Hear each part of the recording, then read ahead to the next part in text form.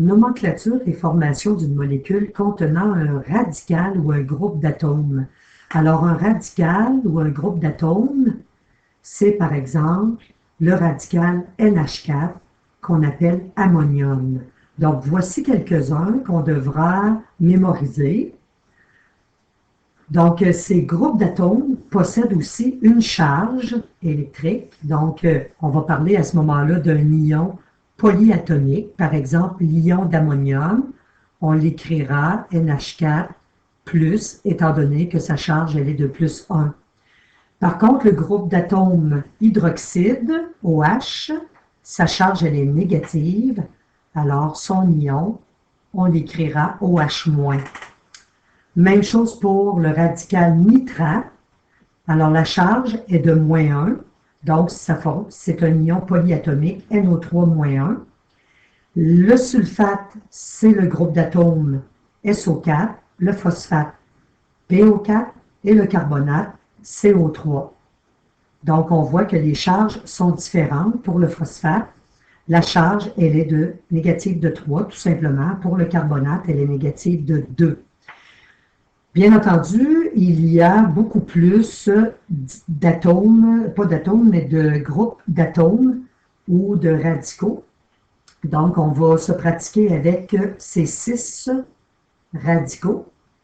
Donc, la méthode pour trouver la formule des molécules contenant des ions polyatomiques, nous allons prendre la méthode avec la charge des ions que nous avons vue dans un cours antérieur, avec, par exemple, des molécules binaires. Je vais faire un rappel. Donc, supposons que nous voulions trouver la formule moléculaire entre le magnésium et le chlore. Donc, la formule sera tout simplement, on peut la visualiser avec la représentation par point de Lewis dans un premier temps. Donc, le magnésium étant un métal. Alors, sur son dernier niveau, nous avons 2 électrons de valence, ce qui correspond au numéro du groupe. Pour le chlore, les électrons de valence sont au nombre de 7, puisque le chlore est dans le groupe 7, le groupe des halogènes. Alors ici, le magnésium est un donneur d'électrons. Nous allons le représenter par une flèche. Donc, on veut respecter la règle de l'octet. Alors, le chlore maintenant, l'atome de chlore possède 8 électrons. 1, 2, 3, 4, 5, 6, 7, 8. Le magnésium, il lui en reste 1 à donner. Donc, il y a un autre atome de chlore qui va apparaître ici avec ses 7 électrons de valence. Et l'atome de magnésium va pouvoir lui donner son dernier électron. Alors, le chlore possède maintenant 8 électrons sur son dernier niveau. Le magnésium s'est débarrassé des 2 électrons qu'il avait à donner. Donc, son avant-dernier niveau possède maintenant 8 électrons. D'où la formule Mg, donc on place toujours le métal en premier, Cl2. Donc, nous avons un atome de magnésium et 2 atomes de chlore.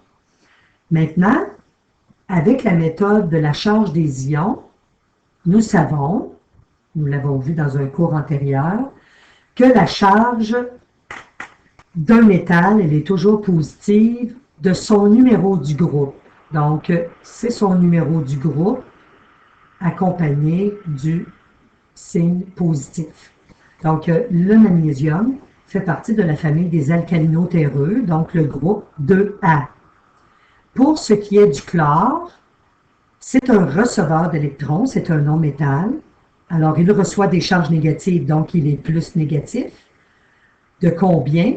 De 8 moins son numéro du groupe ou de sa famille.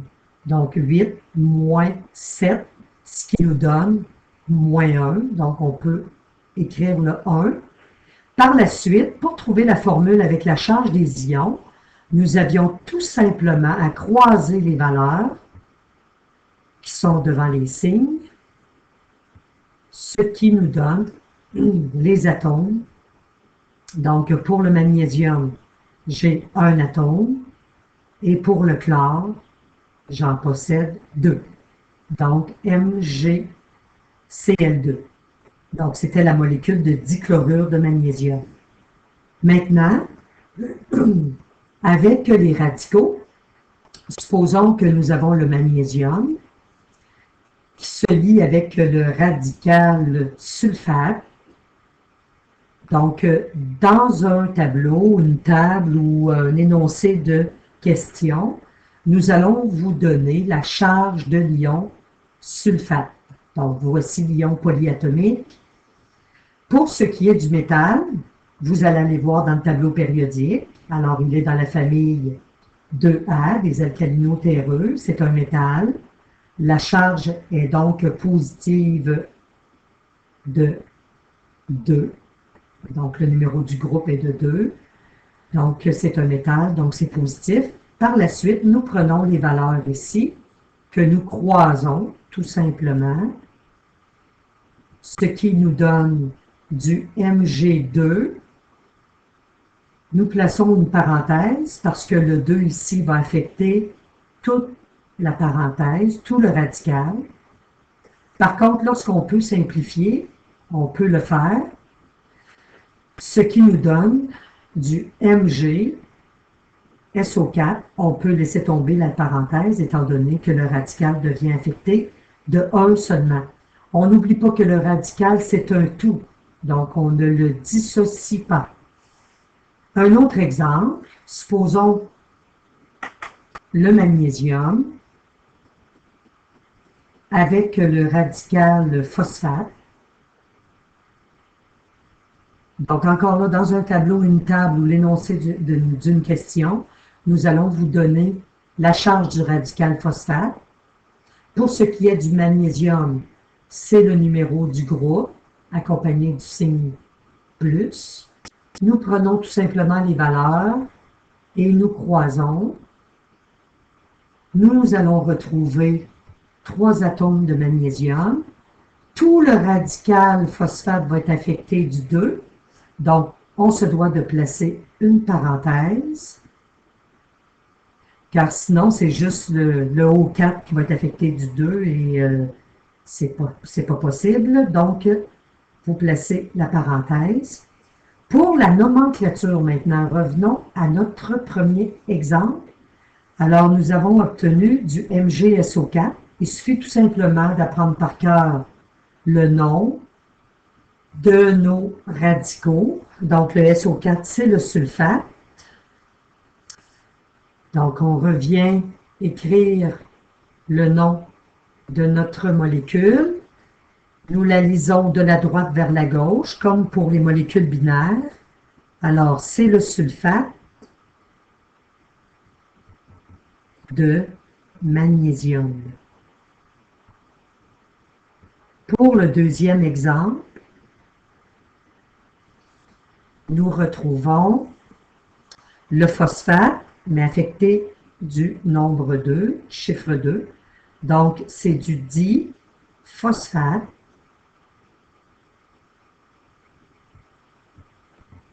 de, on rencontre le chiffre 3, donc de trimagnésium.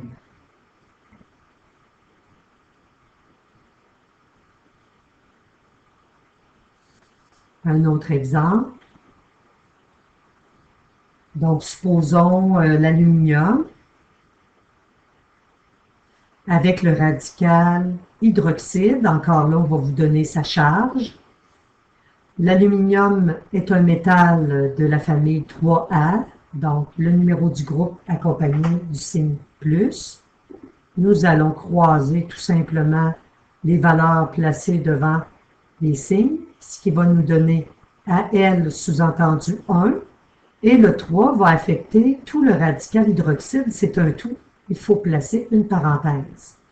Pour la nomenclature, donc nous avons le 3 pour tri, le radical OH, c'est l'hydroxyde, donc trihydroxyde d'aluminium.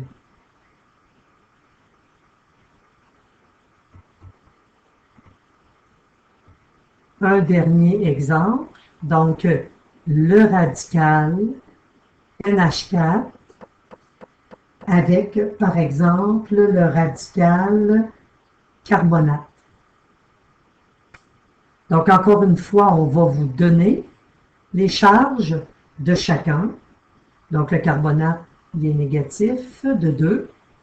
Par la suite, il nous reste à croiser les valeurs placées devant les signes, ce qui nous donne NH4 affecté de 2. Donc, on doit placer la parenthèse.